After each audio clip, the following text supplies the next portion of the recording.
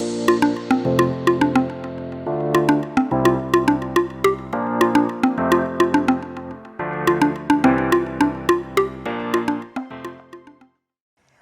everyone to another episode of Get Tech Smart. I am your host, Flo Nicholas, and there is so much going on in the news, in the tech sector, in pretty much in the workforce industry, but we're going to focus on the tech sector because that's my thing. So I'm sure by now you've heard of the Great Resignation. There's new terminology coming out like quiet quitting, quick quitting, and the latest I heard this morning was let it rot. So what's going on in the tech sector? Employees are not happy, they're leaving and they're going to other companies, but what can be done? How can employers help to make their employees happy so they don't leave? So if you want to know how and how you yourself can level up, and if you're not happy with where you are but want to figure out how you can make your environment a little better, then you definitely want to listen in.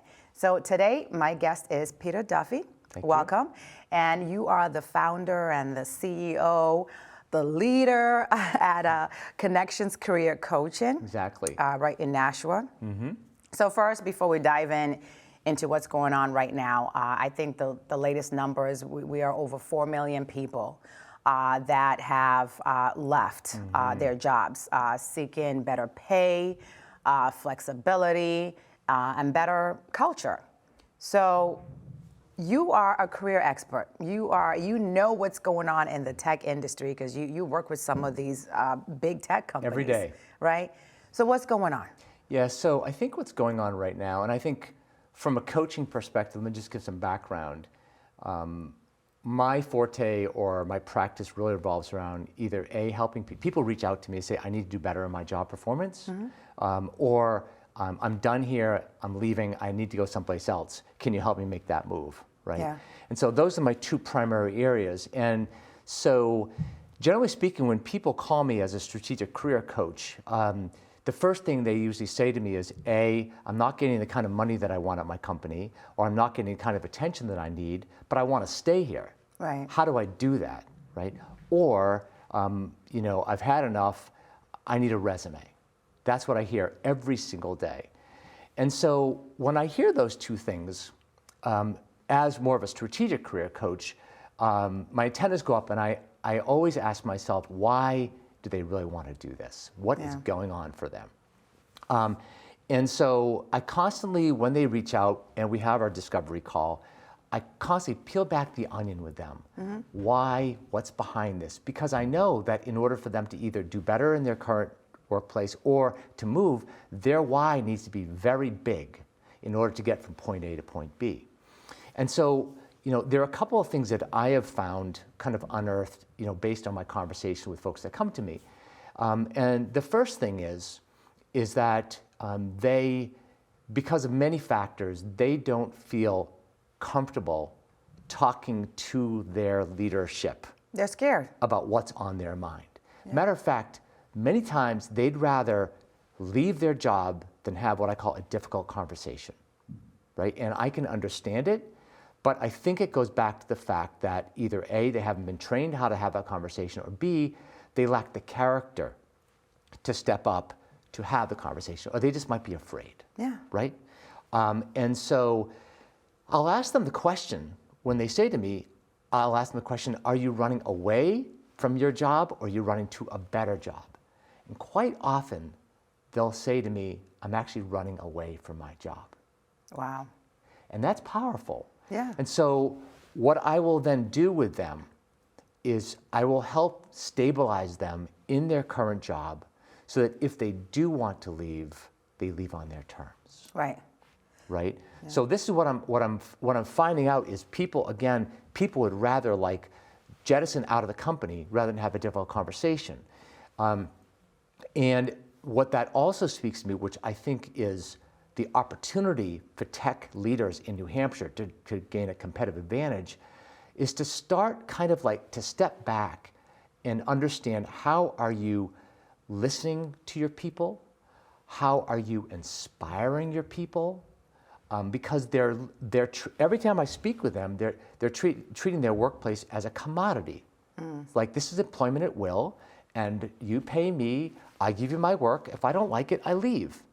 And we've created this very sterile commodity environment where people feel like they can come and go as they want to. And I think that is the basis for this whole thing. So I think that's what I'm seeing, that's what I'm hearing. Yeah, you bring up so many great points. And I think one of the things that, from the research I've done, is, people get to a point where they're so frustrated that they don't even want to have that conversation. Yeah. They just want to leave and just find something better. But do you think some of it also has to do with that culture? There are some, I've worked for some people who I didn't really feel comfortable going to voice my opinion because they weren't exactly friendly leaders.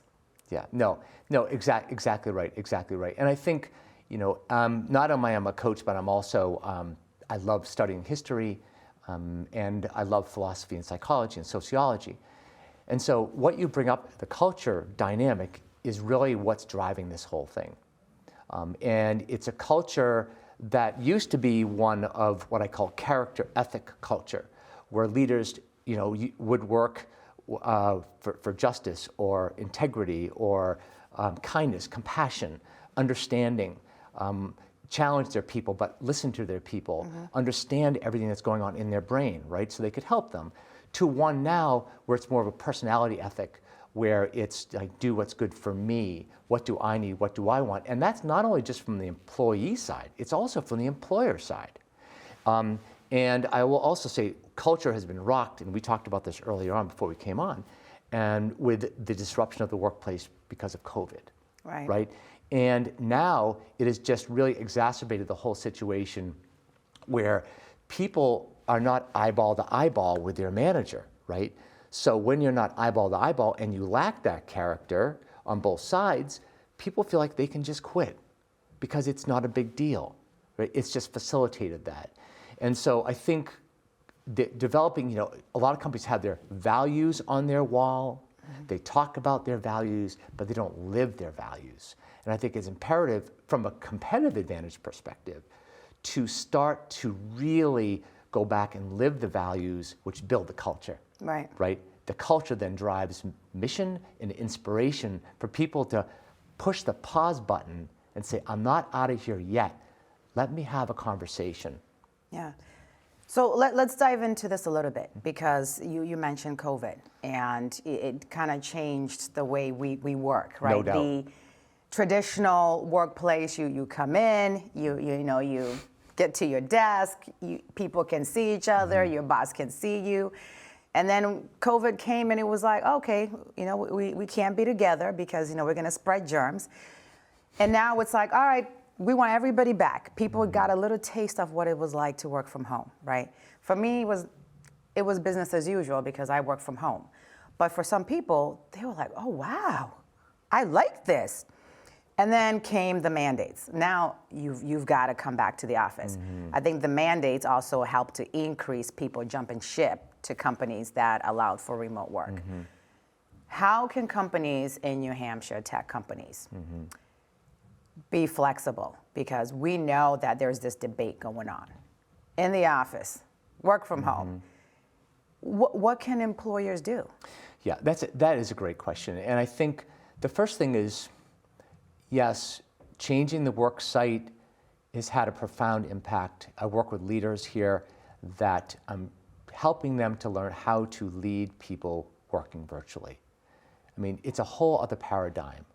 And so in order to maintain that connection with people, even though they're working from home, and to inspire them in some way, I have clients who actually will reach out in different ways, whether it be a personal letter or send them a gift card or something like that, that will reach them humanly, right, to show compassion or kindness or a job well done. So they're still reaching them, right? And that makes people sticky, right? It makes them sticky.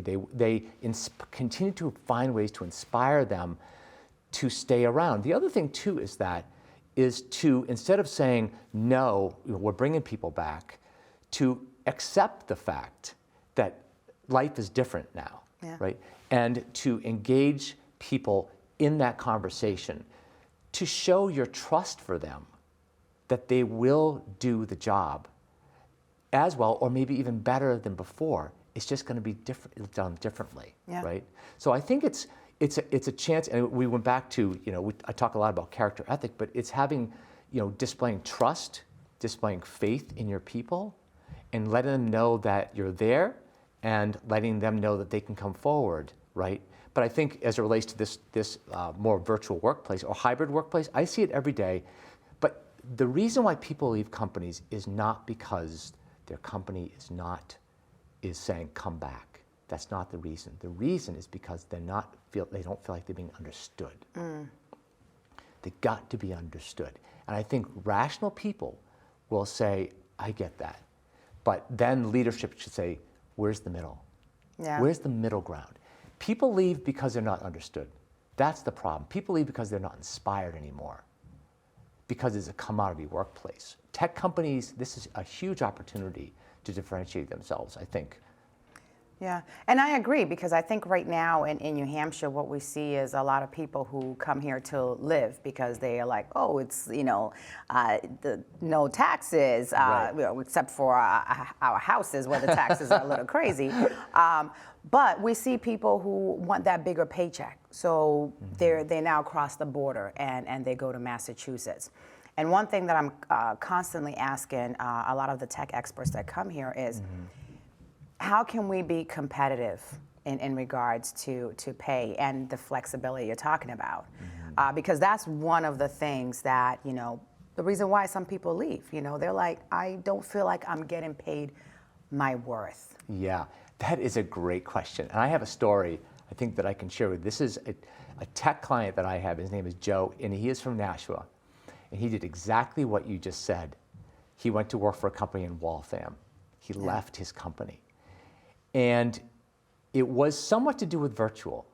But the reality is they were not empowering him as a leader by giving him the things that he needed to help empower his own people to be the best. And he had attrition on his team because the leadership of his company were not listening to him, were not giving him what he needed. And so he called me and he said, I need to go. And I talked with him about, is there any way to preserve what you have? Because you've been there for 17 years. And we went through a decision-making criteria process, and he said, I've been down this line. I don't think they're not listening to me. And this is a great worker. I mean, he's amazing. And so he left, went to work in Massachusetts. And they gave him a $45,000 pay increase. Wow. Right off the top. Better health benefits. They gave him empowerment for his people across the board, gave him money to give them their pay raises that he wanted to do, could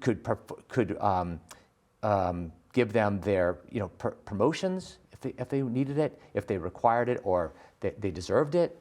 All the things that he wanted, they said, absolutely, you can do that here. And he's very happy. I bet he is. I'll be happy too. The point is that they were not listening to him, and they would not change their MO. And they lost a great. On top of that, his team unraveled, and probably half of his team are gone because he didn't get what he needed. Yeah. That's what needs to happen. They need to listen. Yeah. Right? They need to change the way they do business, and starts with how they live character, right? No, that is true. And I think the other thing that I see that, HR experts say as well is that it costs the company more money when you lose someone, because now you have to go through searching for someone to come in. And hopefully you don't end up with the same results where that same person comes in, a new person, they see what's going on, and they leave. So it's going to be a vicious cycle. It is a vicious cycle. Where you keep can't losing get traction. people. Yeah. They can't get traction after that. It's very difficult. The reputation gets out, right? Yeah. And it's not Glassdoor. We're not talking about that. You don't need Glassdoor for people to communicate in different ways that this is a company that you should definitely come to. Glassdoor was created because people wanted to go someplace to complain. That's how it came. And if we didn't have, it's just a symptom of a bigger problem, in my opinion. Yeah, but you know what? Let's talk about Glassdoor a little bit, and not just Glassdoor, because there are so many various sites that are now available. Sure. We live in the digital world. You know, it's hard to keep secrets. You know, especially these big tech companies. So, you know, yeah, we see people who complain, but we also see people who also provide positive feedback, like, oh, this CEO is wonderful. How seriously should New Hampshire tech leaders look at those reviews that are online? And I've seen some companies who do respond and say, you know, we're sorry we feel that way. You know, if you want to talk about this further, contact, you know, somebody. How seriously should companies be taking a look at those reviews to use that feedback as something they are able to change that culture? You know, people don't always complain for no reason. How do we leverage that feedback to change? Yeah, so in my experience in working with tech company and leaders is to prepare their mind for, is this something I'm going to do something about before I even go there? Do I really care? Do I really want to change? You know, based on what people say. And if they don't actually have a game plan that they're going to do a larger strategy to retain the best and brightest, right, and or to attract the best and brightest, then I wouldn't even go there. It's a waste of time. That's a good point. But if they're serious about it and they have a strategy where Glassdoor is just maybe one part, and then to incorporate that data, and then to reflect on retreat, right? What are we going to do about this, and what are we really going to commit to? Then absolutely, Glassdoor is a good place to go. But don't bother if you're not going to do something about it. Right. It's just window dressing. Exactly. Yeah. No, that's excellent. So we talked about there are people who are probably unhappy. There's probably someone right now who's like, oh my God, this. They'll probably call me today. Right. Yeah. I'm going to get a call, like 5 calls today. Yeah. Yeah. They're like, you're speaking to me. I hear you. But how do they start? Like how, I feel like people will know that they're in a bad situation, but it's like where to start to get out of that bad situation. I see a lot of people struggle. Some people fall into, I remember, you know, reaching out to a friend at the company I worked with and just saying I'm not happy. And one of the things I was told, you're working from home, you know, you got good benefits. Why don't you just collect your paycheck? Just collect the paycheck. And I'm like, wow, like that's not a way to live. I want to have a career. Yeah, that's I call it living mediocrity. Yeah. Right? Yeah, living mediocrity. No, well, let's dig a little bit deeper into that. How do people cross that hurdle? I should say jump that hurdle off just, I call it flat line. I always say I don't want a flat line. To me, that would be just collecting a paycheck. Will be just ding, the flat line. Yeah, so these are great questions. I think that I always challenge my clients to be fair to their leaders or their leaders' leaders, to have a conversation, to put it out there about what's bugging you. You know, what are you feeling? What are you going through right now? Because that helps them grow in integrity. That helps them grow in courage, character, right? And then from there, to see if there's those leaders, or I'll even work with the COO who's working, or a CFO that's working with the president. It's the same conversation. You wouldn't believe, a CFO, his name is Jorge, he's out in Colorado, and I had to lead him to help him to have a difficult conversation, this kind of conversation with the president of a company, right? And so it starts there, and then really to, you know, kind of reflect on what is really important to you, what drives you, and can you get any of that where you are, right? And if not, to reach out to somebody who actually can help you discern that, right, in a very unbiased way, in the end, to help you to make a great decision that you won't regret later on.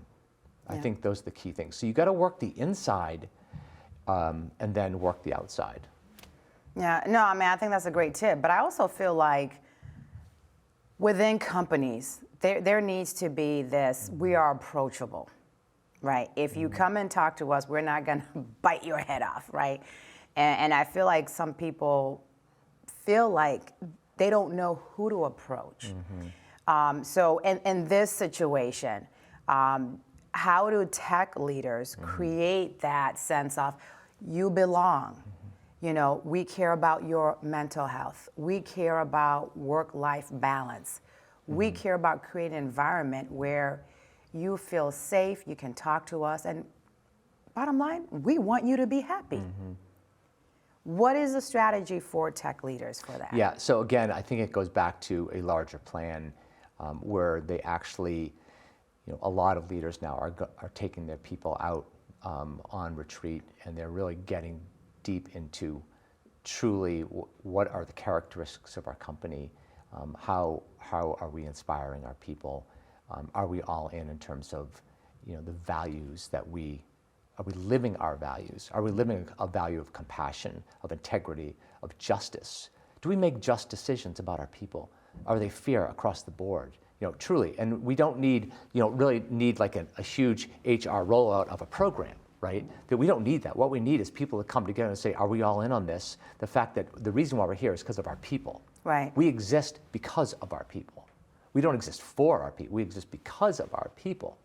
And if you have that adage of, you know, that's the reason why we're here, for our customers and for our employees. Like, we couldn't do what we're doing if we didn't have our employees. So we have to really empower them, right? It's a different mindset. And so I think they have to first get the mindset of around character ethic, and then to demonstrate that every day. Demonstration. Yeah. Like, for a mid-level leader in a tech company to go to their person and say, how are you today? What's going on? How's your family? How's everything? Right? And be totally open to hearing whatever it is that's on their mind. It starts there. That's the connection. And I guarantee you that person will go back, you know, or if it's virtual, they'll go back and they'll say, you're never going to believe what somebody asked me today. Yeah. Demonstrate the virtue. Demonstrate it. That will change things almost immediately. Right. Now, I'm sorry, what's your name again? No, exactly. And it is harder. It is harder to connect virtually. But in my practice, I have seen people literally cry on Zoom. Yeah. They have cried. I mean, leaders cry on Zoom because they don't know. So, and we connected. These are tremendous performers, but they were at such a point where they just had to let it go. And so I just listened to that, and we connected, and then we rebuilt, and then that's what leaders of the tech companies, they need to be open to feedback and just take it in, and then ruminate on it, and then decide what they're going to do with it. Yeah. Right? I think from a tech perspective, you know, when it comes to like what is built, what are we building? We're building something, a property, something tangible that people can use, right? But that's just that. The value in a tech company is that the QA leader, QI, help desk. Those are the people that matter. Those are the things that matter. It's the widget, yes, but the people around it are what matters. Right. And so that's the mindset that I think will just jettison if they come together as a statewide entity, whatever, and live this, then I think everything will change. Yeah, and I think trust is a big element too, and trust is specifically important when you're dealing with the remote employees, because one of the issues that I see that's coming up is now surveillance issues. You know, this whole keep your camera on all day. We want to see what you're doing, or you know, be logged in on Skype or some type of instant messenger, and now people get to a point where it's like, well, but you don't trust me to do my job. So I think that let's talk about that. How can, because that's a big issue going on right now, the trust element. Now it's like, we'll let you work from home, but we're going to monitor your keystrokes.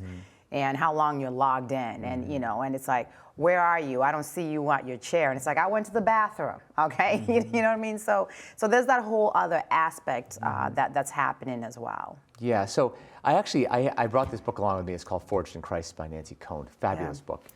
But one of the qualities of great leaders that she speaks to, whether it be Lincoln, Ernest Shackleton, Rachel Carson, all the ones they talk about here, is their incredible ability to have faith in people, to trust them implicitly. Because when you're stuck, 1,000 miles from home, ice packed in the Arctic, Right. and you got to bring your people back, you have to trust your people, right? You have to trust your people, and they have to trust you. And I think that I think without trust you're nothing, right? Yeah. And so leaders have to embrace this idea that I'm going to trust you until you prove me wrong. My father-in-law was famous for that. It's a principal of a Central High School in Providence. He said, I'm going to trust every student until you prove me wrong, right? And I'm going to give you every benefit to change it, right? And that showed people his faith in them as human beings. You see, so I think that's incredibly, it's a great question. It's incredibly important. If you can't trust your people, you don't have a company. Yeah. So you got to get to that place of trust, right? You got to let them try a little. You got to give them opportunities to fail a little bit, and then learn from it. Come back stronger. I believe in you. I trust in you. Let's do it again, right? And instead of just tossing it out, they have to know that you trust them implicitly. Yeah, no, you definitely bring up a great point. The other hot issue that I see that happens, one of the things a lot of tech companies struggle with is sometimes recruiting. And a lot of people are saying that, the recruiting process is broken. And there's the famous one word, ghosting, right? Right. Oh, you mean recruiters ghosting them or people right. ghosting? I think now with the Great Resignation, before it was recruiters doing the ghosting, now we're seeing recruiters saying, oh my God, I'm the one who got ghosted by the job candidate, because now people they feel, more at home to just switch between jobs and go with whoever gives them the most money. How New Hampshire tech companies already struggle getting people here. But when you have a recruiting process that it doesn't work and you don't get back, to candidates, it really kind of leaves them with a bad taste in their mouth. How can we overcome ghosting? How can tech leaders overcome bad recruiting processes? Yeah, so that's a complex question. I know. That really is a complex question, because all this that we're talking about is, I think, the result of a population who, not totally, but a population who have lost their sense of what is right and what is wrong, right? Sometimes I get ghosted, people call me, they don't call me, right, at a certain time, right? But I think it's a function of a population of people who, doesn't matter if I don't show up, there's no integrity there. It doesn't matter one way or the other, right? And so I think that's the first thing that we as a society have to overcome. And this is beyond tech companies, is people just don't show up for meetings in general, right? And they don't feel like they have to apologize for it. And it is something that needs to be dealt with. I think the best recruiting that a company can do, and I worked for a tech company a while ago in Nashua, a small $5 million company. They never had any problems recruiting people because their people were the best recruiters. Wow. Right? So you build a culture, and that culture, when you build it like that, it actually attracts talent. People just come and they hear about it. It's like, I want to work there. And that's the difference. So the best recruiters are your people. If you treat your people like we've been talking about, then they will go out and recruit for you. Exactly. They have friends, and they have friends, and they have friends, and all of a sudden you have a leader, a talent coming in saying, hey, what's going on here, right? Now that's a different conversation. So I think that piece has to be taken care of. Your people want to go out and, with the pom-poms and talk about your company versus somebody else. So I think that's the first thing. The second thing is recruiting it's a numbers game, right? And so you do have to get a pipeline, whether you're an internal recruiter or external recruiters, they have to get a pipeline. They have to work that pipeline diligently in order to identify the best and brightest and find ways to incentivize them through inspiration, by being happy and sharing great things about the organization, and they'll keep that person on the line, right? Bringing them through. So I think it goes back to the same kind of things, right? But it is definitely a numbers game. There's, in terms of talent is concerned, I've noticed this in my coaching practice, there's definitely, you know, you have to look hard for the really good people. But it's possible when your universe attracts good people. It's all about the universe. Yeah, no, I definitely, and I see that a lot in the groups I'm in, the tech groups, where people say, hey, my company's hiring, I'd love for you to join. I can refer you. So you definitely want that self-promotion from employees inside. So, you know, just to wrap up, one thing I definitely do want to make sure we touch upon is employee reviews. There's some, right, that I think that's very important because this is a great time for anyone, you know, who's looking to level up, or maybe you're not happy. You know, this is a great time to, you know, be able to voice your opinions. How often should companies do reviews? There are some that do them once a year. There's some that do them like, you know, twice a year. Is there a sweet spot of when these should be done? This is such a great topic. I love this topic. And first of all, employee reviews are a culture. They're part of a bigger people strategy, right? It has to be embraced based on values. That's the first thing I just want to say. And I actually coach people to have great performance reviews. They come to me and say, I need to do great in a performance review because I'm looking for a raise, whatever else, right? So it's outside of the organization, the tech company, they call me to say, can you help me prepare for this? It's coming up in 2 weeks, right? I say, okay, great. My philosophy around performance reviews is when performance review time comes, it shouldn't be a surprise about anything. Right. Performance reviews should take place every week. There should be a direct connection between the leader and their leader, or leader and subordinate, to say, this is what our goals are, this is what you've done great, this is what you can improve on. Do we have agreement? Absolutely, great. Talk to you next week, right? It's about coaching. It's about coaching your people. And if you're a great coach, you're there to see them with the good things and the things that they're not doing so well, identify the great things that they're really good at, and continue to fan the flames of those things, but have it every week or every 2 weeks with our check-in. And it's all performance-based, right? And that's where you actually learn the little things, because they get comfortable with you and they share things with you they normally wouldn't share if you just talk to them once a year about their performance. Right. All right? So performance is a system, it's a process that takes place every single week of every single year. So people always know where they stand. So when you come to the final review, there are no surprises. This is what we said, this is what you did, congratulations, you're getting a 20% or 15, 20% pay raise because of the great work you did. Or I'm sorry, you know, really didn't, because your performance is not what we thought, and we've talked about this every week, right? What can we do?